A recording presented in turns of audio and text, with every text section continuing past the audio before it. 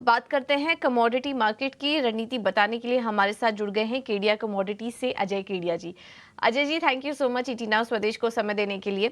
सोने चांदी से पहले शुरुआत करते हैं, वहां पर आज कैसे ट्रेड होगा? वेरी गुड मॉर्निंग पूजा जी। डेफिनेटली अगर सोने चांदी की बात करें तो कल के सेशन में हमने एक अच्छी खासी रिकवरी देखी थी, बट वो सस्टेन नहीं कर पाया। जिस दिन से हमने देखा कि जो आउटलुक है फेडरल रिजर्व से इंटरेस्ट रेट मूव को लेकर, वो मार्केट में पसंद नहीं आया, जिसके बाद हमने देखा कि ऊंचा गोल्ड करीबन 71,850 तक का लेवल दिखाया था, बट सस्टेन नहीं कर पा रहा था।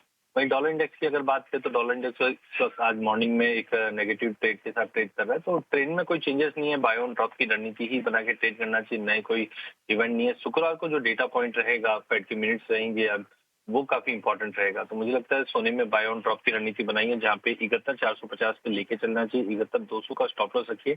अपसाइड लिमिटेड है, बट 71,800 तक का लेवल मिलेगा। वहीं अगर चांदी की अगर बात करें तो गोल्ड सिल्वर रेशियो 80 के ऊपर नहीं जा पा रहा है, इस वक्त 78 के करीब है। तो गोल्ड सिल्वर रेशियो में अगर दबाव रहता है तो चांदी सोने के मुकाबले आउट परफॉर्म करती हुई दिखाई देगी। तो कल हमने देखा गोल्ड साइडवे टू नेगेटिव था, लेकिन चांदी में हमने अप्रिशिएशन देखा, तो ये अप्रिशिएशन आज भी कंटिन्यू रहेगी। जो 89,750 के करीब लेना चाहिए, 89,400 का स्टॉप लॉस रखिए।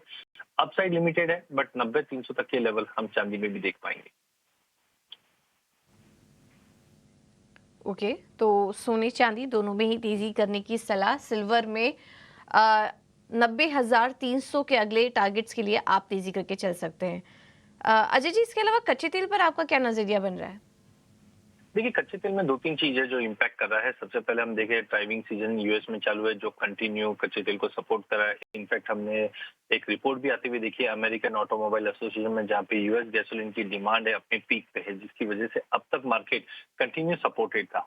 नो डाउट कल एक अपडेट ये था कि हरिकेन बैडली एक गल्फ ऑफ मेक्सिको में रहेगा, जिसका इम्पैक्ट कच्चे तेल पे पड़ सकता है, जिसके चलते तेजी आई थी। बट कल शाम को ये अपडेट आई थी कि ये जो उसका पाथ है वो कहीं भी कोई ऑयल प्रोडक्शन को हैम्पर नहीं करेगा, जिसके बाद हमने कल हायर लेवल से थोड़ी बहुत गिरावट देखी। बट अभी भी प्राइजेस 6950 के करीब ट्रेड कर रहा। 7,000 का लेवल कल हमने छू चुके थे। तो आज हो सकता है दिन के सेशन में थोड़ा दबाव रहे, but Jio political tension, supply concern और डिमांड कंटिन्यू मेंटेन की वजह से प्राइजेस में तेजी ही रहेगी।